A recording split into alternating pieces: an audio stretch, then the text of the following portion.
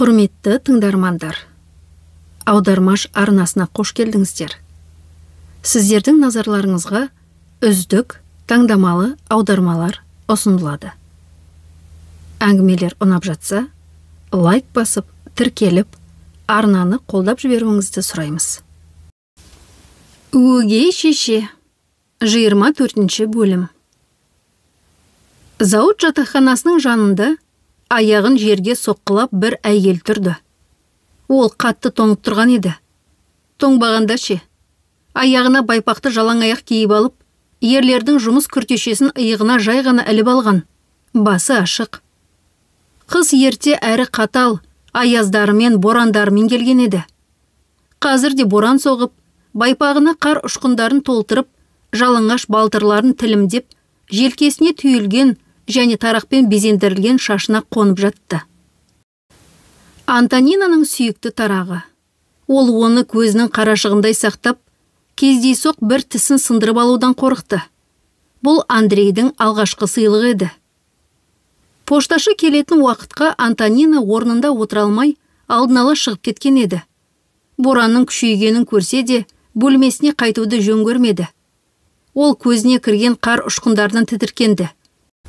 Әдетте пошташы қалың ақ мұртты қарт ата келетін жаққа қарап күтті. Тоня бүгін пошташы Иваннан мекен-жайы жазылған хатты алып келеді деп қатты үміттенді. Иван уәде берген болатын. Ол Антонина шынымен де оралмайды деп ойласа да, бұлай істей алмайды. Ол әпкесі мен інісін айырмауы керек еді. Ол мекен-жайды хабарлауы тиіс. Тоня жатақхана есігінен Лизаның шыға келгенін байқамай қалды. Ол анасының басына орамал жапты. Анашым, ішке кіріңізші, ауырып қаласыз. Мен өзім күте тұрайын, деді.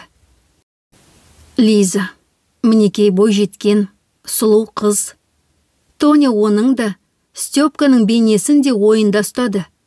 Әр түн сайын айдау лагерінде көзін жұмғанда, олардың жүздерін елестететін. Соған қарамастан үйіне оралғанда өзінің қызының қаншалықты әдемі екеніне тағы да таң қалды. Андрей мен Антонина үйге оралғанда Лиза үйде еді. Тоня бірінші болып кірді. Қызымен кездескен сол сәтті ешқашан ұмытпайды. Антонинаның барлық азаптары бір кездері Тоня бөтен санаған, сүймеймін деп ойлаған қыздың жүзінде пайда болған қуанышпен, махаббатпен ақталды. Ол қалайша солай ойлай алды екен? Анашым, анашым! Лизаның бұл айқайлаған дауысын бүкіл жатақхана естіді. Және бәрі де қуанды. Өйткені зауыт жатақханасында зұлым Зойка енді жоқ еді. Ол Антонинаның ақталғанын білгенде, белгісіз бағытта кетіп қалған болатын. Өзін жала жапқан әйелдің қасында өмір сүре алмайтынын түсінді. Ақмағым-ай, ақмағым менің, жыламашы, не болды саған? Антонина көзіне жас алған күйі қызын құшақтап арқасынан сипады. Сол сәтте Лиза үшін осы дауыспен айтылған осы сөздерден артық ешқандай әдемі сөз жоқ еді. Степканың үйде болмайтынын Антонина естіп келді. Лиза екеуі тынышталып, жылауын тоқтатқаннан кейін: «Әкең мекен-жайын жіберді ме? Степканы қайдан алатынымыз белгілі болды ма?» деп сұрады. Лиза кінәлі кейіппен көздерін төмен салып басын шайқады. Тоня бәрін бірден түсінді. «Әй, не болды саған? Тағы да өзіңді кінәлап жатырсың ба? Мен үйде болсам, әкең мұндай жамандықты істемес еді деп ойлайсың ба? Мен де оны тоқтата алмас едім. Біз Степканы қайтарамыз. Міндетті түрде қайтарамыз. Ол мекен-жайды жіберуі керек. Иван соншалықты арамза емес шығар». Антонина ойын аяқтаған жоқ. Бірақ Иван дәл сондай арамза болып шыққан сияқты. Өйткені ол мекен-жайды жібермеді. Тоняны зауытта күтті. Ол үнемі пошташы мекен-жайда келгенсін, ұлын алып кетуге барамын деп алаңдап жұмысқа шыға алмады. Иваннан үмітін үзген Андрей зауыт директорына барып, оның күйеу баласы Алексей Кувшиновпен сөйлескісі келді. Алексей қалада болмады. Бірақ директор оның телефон нөмірін беріп қана қоймай, өз кабинетінен хабарласуға рұқсат берді. Әңгіме қысқа болды. Капитан Кувшинов бір жерге асығып бара жатқан болса керек, бірақ бәрін бір сөзден ақ түсінді. Жарайды, Андрей, мен көмектесемін. Қолымнан келгенім бәрін жасауға тырысамын. Уәде бере алмаймын, бірақ барымды саламын.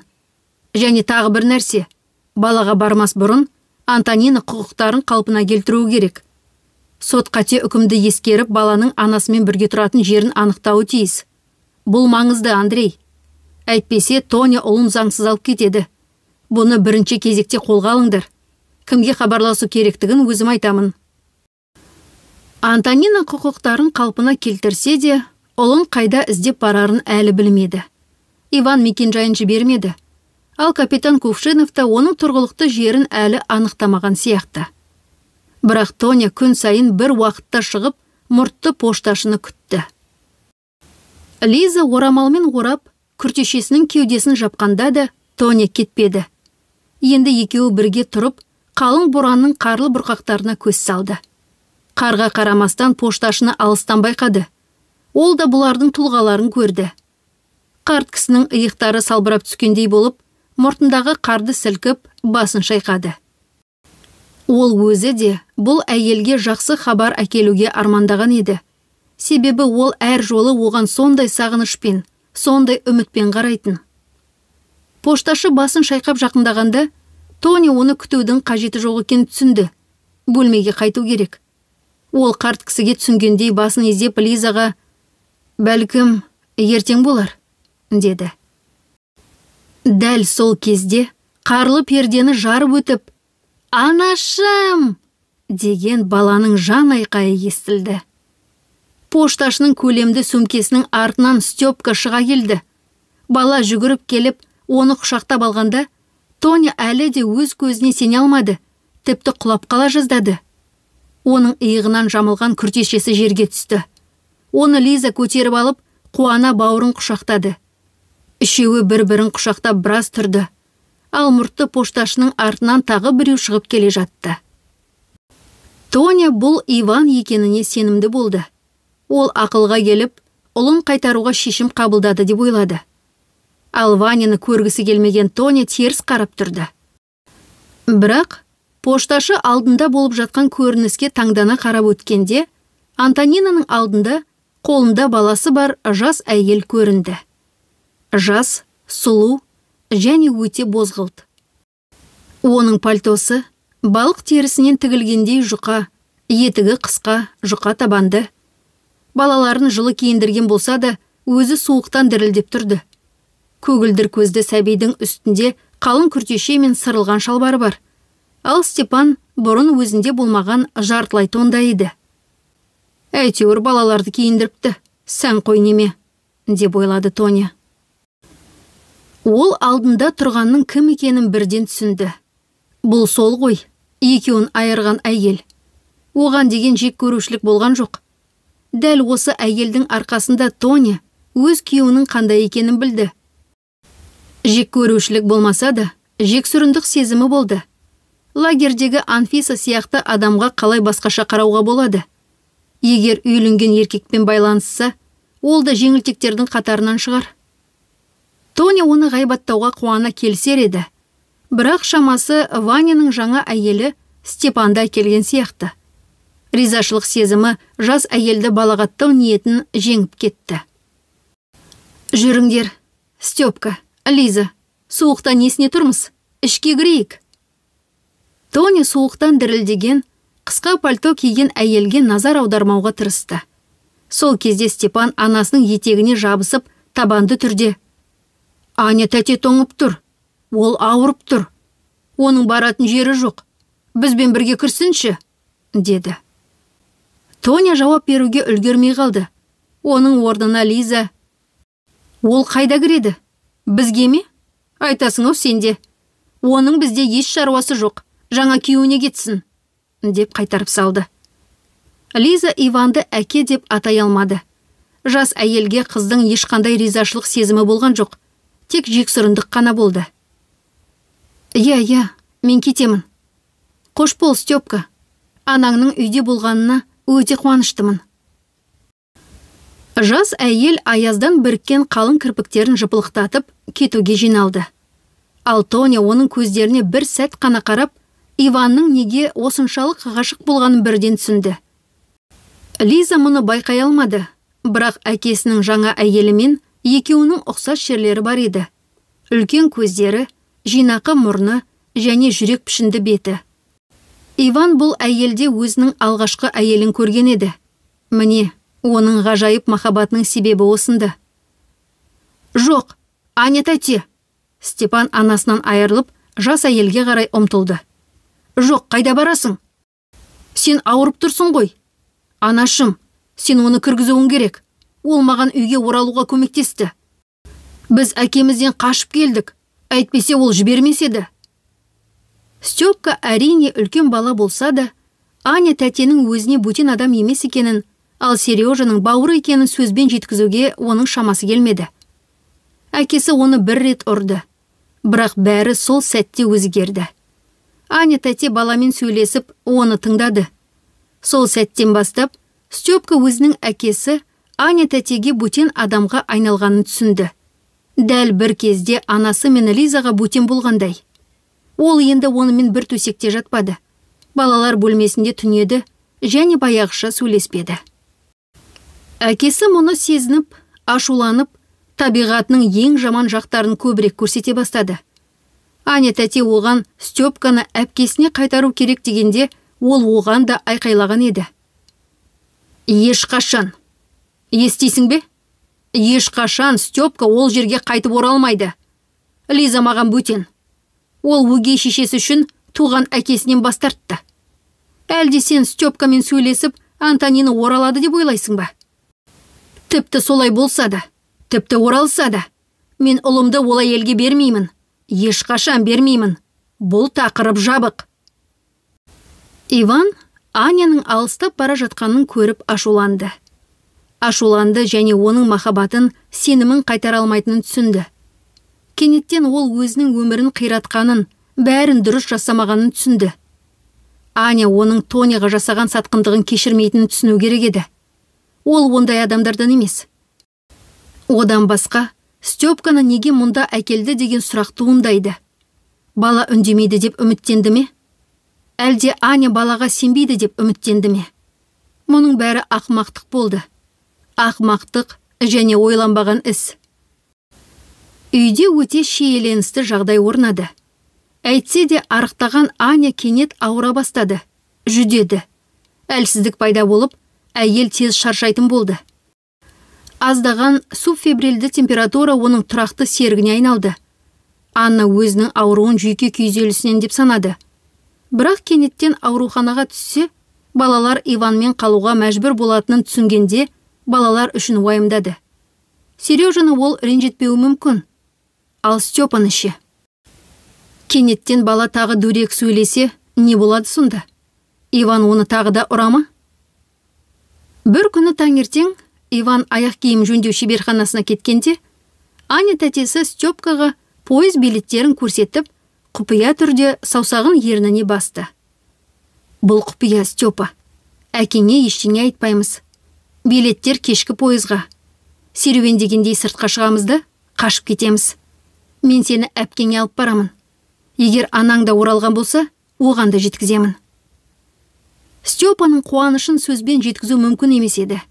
Сонымен қатар ол осы жас, мейірімді әйел үшін өте алаңдады. Аня тәте, сен шынымен де осыны жасай аласың ба? Мен сенің қызуыңды өлшеп жатқаныңды көрдім. Сен жөтеліп, әлсіз болып тұрсың. Мүмкін алдымен емделіп алған дұрыс шығар.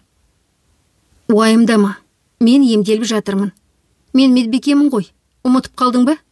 Дәрілер ішіп жатырмын, бірақ суық тиюім созылып кетті. Ауруханаға түсіп қалсам, сен әкеңмен қаласың ба деп уайымдап тұрмын. Әрине, Степа онымен қалғысы келмеді. Сөйтіп, кешке олар қашып кетті. Серуендегенде кейіп танытып, вокзалға жетіп, пойызбен жөнелді. Пойызда Степа Аня тәтесімен көп сөйлесті. Ешкім де, ешқашан да баламен осылай, ересек адаммен сөйлескендей сөйлеген емес. Мен сенің анаңның алдында кінәлімін, Степа. Өте кінәлімін. Оның көзіне көрінуге ұяламын. Ол нағыз батыр. Оны ақтауы керек. Міндетті түрде ақтауы керек. Ал мен кіммін? Анна бірнеше минут үнсіз қалды. Пойыз терезесінен сырттағы қар басқан далаға, ақ қар жамылған шыршаларға алаңдаулы көзбен қарады. Степка оның не туралы айтып жатқанын ұмытып қалды деп ойлаған еді. Бірақ сол кезде Аня тәте сөзін жалғастырды. Мен ақымақпын, Степа. Өзіме бірдеңелерді ойлап таптым. Ал әкең мен ойымда елестеткендей емес болып шықты. Біз онымен қиын кезде кездестік. Мен сарбазды идеал тұттым. Оны жақсырақ танымай жатып, өзіме бір бейне ойлап таптым. Міне, Сережаны дүниеге әкелдім. Жоқ, сен олай ойлама. Аня тәте басын қатты шайқады. Мен әкеңді отбасынан айыруды жоспарлаған жоқпын. Тек бала сүйгім келді. Оны жалғыз өсірем дедім. Әрине, бұл менің кінәмді азайтпайды, және анаң мені жек көруге құқылы. Ол сені жек көрмейді, Аня тәте. Көресің, мүмкін басында ғана, жақсырақ танысқанша.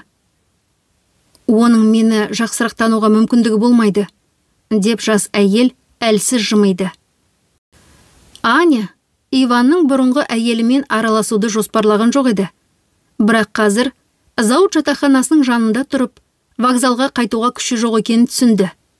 Басы айналып, әлсіздігі соншалық, Аня баланы қолынан түсіріп алуға қорықты. Ол бізде қашанға дейін жатады?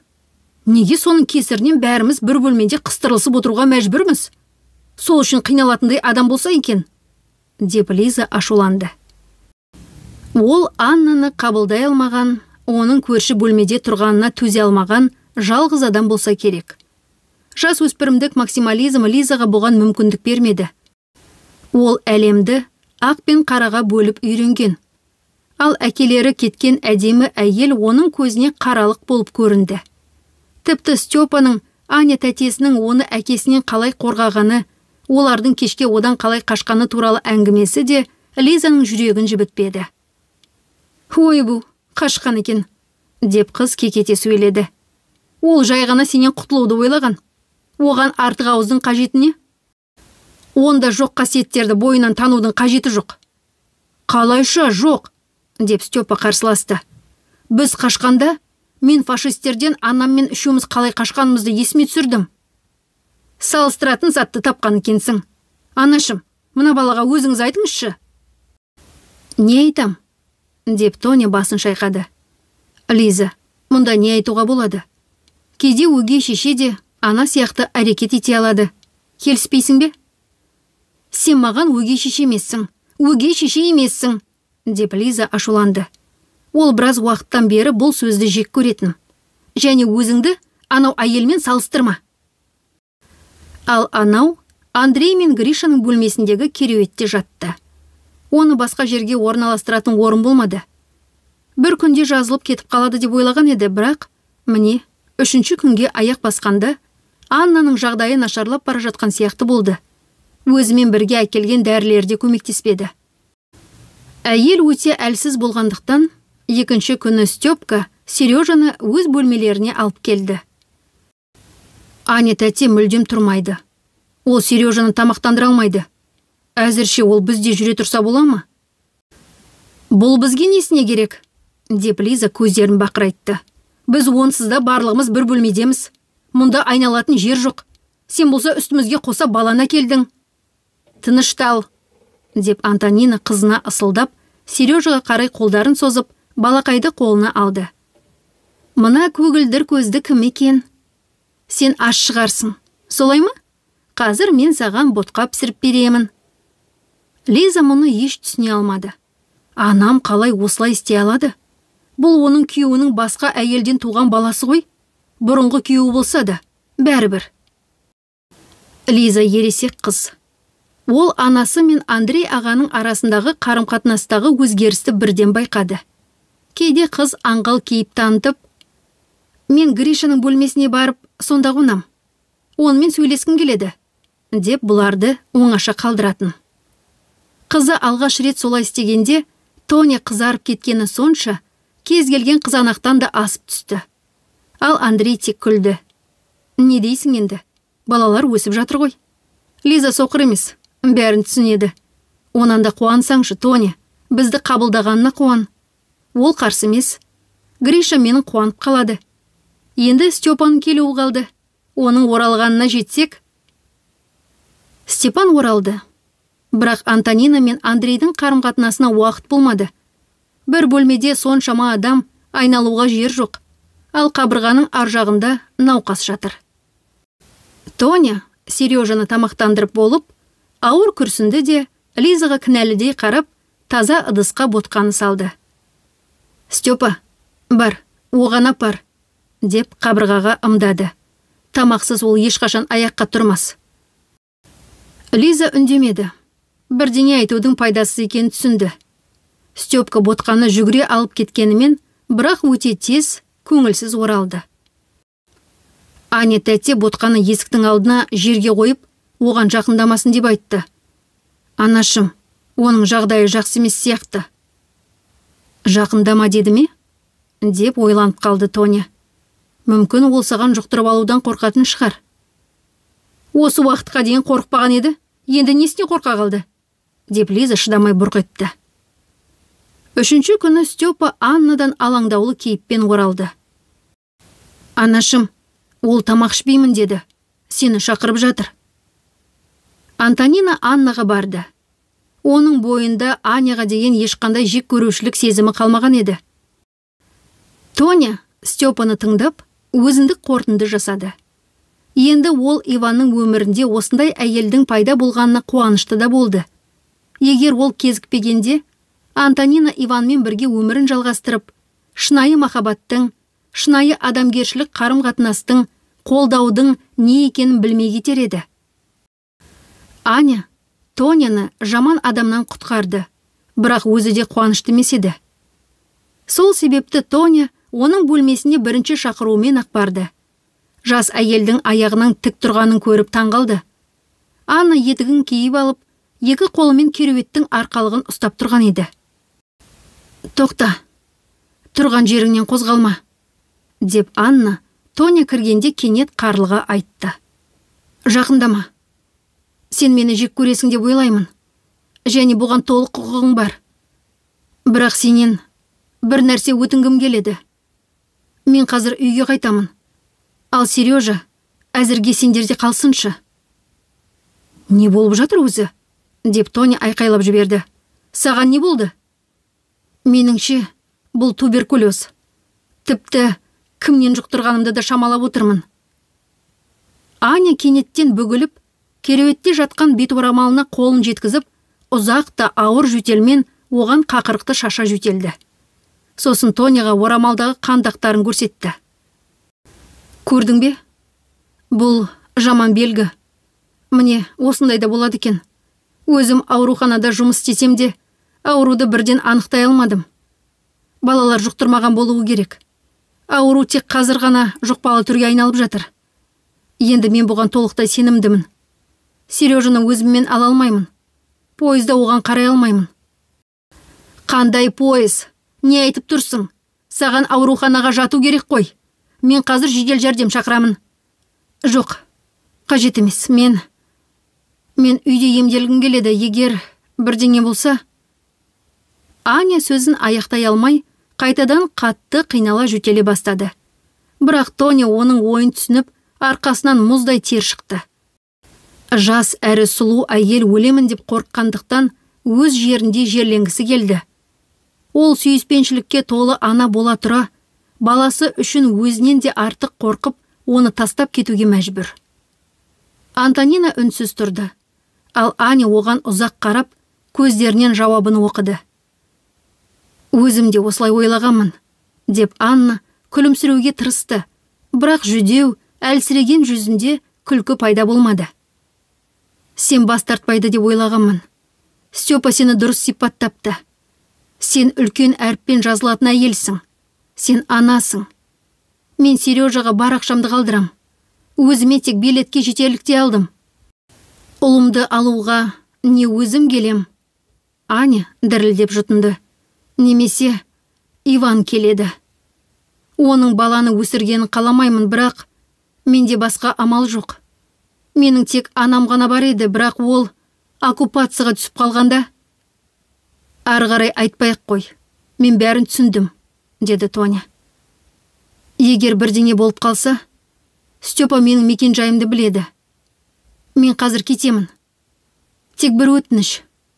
Антонина, Сережаны дәлізге шығара аласың ба? Мен оған алыстан қарап алайыншы. Аня жатақханадан кетіп бара жатқанда, Тоня ернін тістеді. Бұл ауыр. Баласының бейнесін жадына сіңіріп, оны қайта көрер-көрмесін білмей тұрған ананың көздерін көру шынымен де ауыр еді. Сережа жылап, анасының соңынан томпақ қолдарын созды.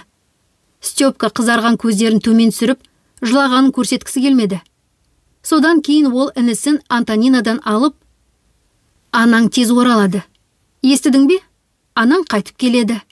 Ал әзірге мен саған қамқор боламын. Сені тамақтандырамын. Біз сенімен серуендейміз. Саған қазір не көрсетемін десеңші? Сен мұндайды әлі көрген жоқсың. Көзіне жас толып тұрған Степка Сережаны бар күшімен жұбатуға тырысты. Тіпті Лиза да осындай сәтте үндемей, ешкімге сөз қатып қадалған жоқ. Біраз уақыттан кейін Степка бір нәрсені есіне түсірді. Анашым, мен бір нәрсені ұмытып кетіппін. Бала алақанында жатқан кішкентай шүберекті ашқанда, электр шамының жарығында сақинадағы қызыл тас жылтырап көрінді. Оны қайдан алдың? Деп Антонина таңғалды. Сақина әрқашан шай құтысынан қалған темір банкада жататын. Соңғы оқиғаларға байланысты Тоня оны ұмытып кеткен еді. Аня тәте маған пойызда берді. Әкем алып келгенін айтты. Бірақ ол, бұл сақина Лизаға тиесілі болуы керек деп есептейді. Не деген оңбаған десеңші? Тіпті сақинаны да алып кеткен бе? Деп Тоня аһ ұрып таңырқады. Бұл сақина Иванның анасына, одан бұрын әжесіне тиесілі болған еді. Алдымен ол оны алғашқы әйелі Настенаның саусағына, содан кейін Антонинаға тақты. Енді міне, Аннаға апарыпты. Оның үстіне астыртын алып кеткенін айтсаңшы. Дегенмен Иван соғыстан кейін ізгі істермен ерекшеленбегендіктен, одан кез келген нәрсені күтуге болады. Мен мұны алмаймын, деп Лиза сақинаға қарап қабағын түйді. Маған ол қажет емес. Қоқысқа тастай салыңыз. Алғанда қалай аласың? Деп Антонина қатқыл дауыспен айтты. Бұл сақина сенің заңды мұраң, және мұнда әкеңнің қатысы жоқ. Ол Иванның отбасында бірнеше ұрпақтан бері беріліп келеді. Менің ойымша сенің әжең оның саған тиесілі болғанын қалар еді. Мен бұл сақинаны соғыс бойы сақтадым. Фашистерден қашқанда лашықта ұмытқан жоқпын. Аштықтан өлейін деп қалғанда базарға апарып сатқан жоқпын. Мен оның әр қашан сенікі екенін білдім. Сондықтан оны сақтап, отбасылық сақинаңды мақтан тұт. Ал әкеңнің мұнда еш қатысы жоқ. Кешкісін зауыттан Андрей оралды. Анна туралы естіп қабағын түйді. Жағдай қиын, деді ол. Өте қиын, деп Антонина күрсінді. Енді баланы не істейміз білмеймін. Мен зауытқа қайтуды жоспарлаған едім. Лиза мен Степка түске дейін оқиды. Қалай болар екен? Білмеймін. Андрей қисық күлімсіреді. Олар Тони екеуі бір ауысымда жұмыс істеп, бірге көбірек уақыт өткізуді жоспарлағанды. Бәрің білесің ғой сен, Тоня. Баланы қарау үшін екеумізге әртүрлі ауысымда жұмыс істеуге тура келеді. Сен жай ғана менің бұл шешімді айтуымды күттің. Жарайды, мен келісем. Ештеңе етпейді, Тоня. Біздің алдымызда тұтас бір өмір бар ғой. Екеуміздің ұзақ ғұмырымыз. Сережа, анасы қабырғаның арғы жағында көрші бөлмеде болған кезге дейін тыныш бала еді. Ол кеткенде 2 жастағы бала түсінбесе де, мұны сезгендей болды. Ол жиі жылап, мұңайып, мазасыздана бастады. Лиза ашуланды. Ол Сережаны бірде-бір рет қолына алмады. Онымен ойнамады. Баланы жоқ адамдай көргісі келді. Наразылығын білдірді. Тоня тек көрсініп, оны қаламайтын нәрсені істеуге ешқашан мәжбүрлемеді. Ал Андрей болса, жағдайды түзетуге бел буды. Бір күні түсте Лиза оқудан енді ғана оралған еді. Түскі асын ішіп үлгерді. Сол аптада Сережаға күндіз Андрей қарайтын. Ол далаға шығуға киінген баланы Лизаға жақындатты. Басым ауырып тұрған сияқты. Ал маған әлі түнгі ауысымға бару керек. Барып демалайын. Сен баламен серуендеп кел. Мен бе? Жоқ, деп Лиза кершегінді. Бұл өтініш емес, Лиза. Бар серуендеп кел. Айттым ғой, менің түнгі ауысымым бар. Маған демалу керек. Лиза наразылықпен күрсініп, пальтосы мен бөрігін киді де, Сережаның қолынан жиіркене ұстап далаға алып шықты. Андрей жатақхананың терезесінен олардың артынан қарап тұрды. Далада қазір күн шуақты, ауа райы жақсы. Бірақ осыдан 2 сағат бұрын ғана жел соғып, қар үйінділерін үйген еді. Кейбір жерлерде, тротуарларда, оларды әлі аула сыпырушылары тазалап үлгермеген болатын. Сережа кішкентай, ол қар үйінділерін аттап өте алмайды. Лизаға амалсыздан баланы қолына алуына тура келді. Андрей қанағаттанған кейіппен басын изеді де терезеден алыстады. Мұз ери бастады, деп ойлады ер адам. Лиза мен Сережаның серуені ұзаққа созылғанда, Андрейдің сенімі одан әрі нығая түсті. Олар үйге қып-қызыл болып көңілді оралды. Лиза мұны жасырғысы келіп, қабағын түйгенімен Андрейді алдай алмады. Ол Лизаның да жүрегінің жылығаны байқады. Қыз әкесіне қанша ренжісе де, ол тіпті кішкентай інісінің де ерте түсінген ақиқатын қабылдады. Сережа ересектердің ісіне кінәлі емес. Балаға онсыз да оңай емес. Ол анасынан алғаш рет осынша ұзақ уақытқа алыстап қалды. Ол ата-анасының қателіктері үшін жауап бермеу керек. Ал Лизаға келер болсақ ше. Кейде Андрей Тоня оны тумағанын ұмытып кететін. Өйткені қыз мінезімен өгей анасына қатты ұқсайтын. Дәл сондай тұтас та мықты және болашақта нағыз әйелге айналары сөзсіз. Тоня жұмыстан шаршап оралды.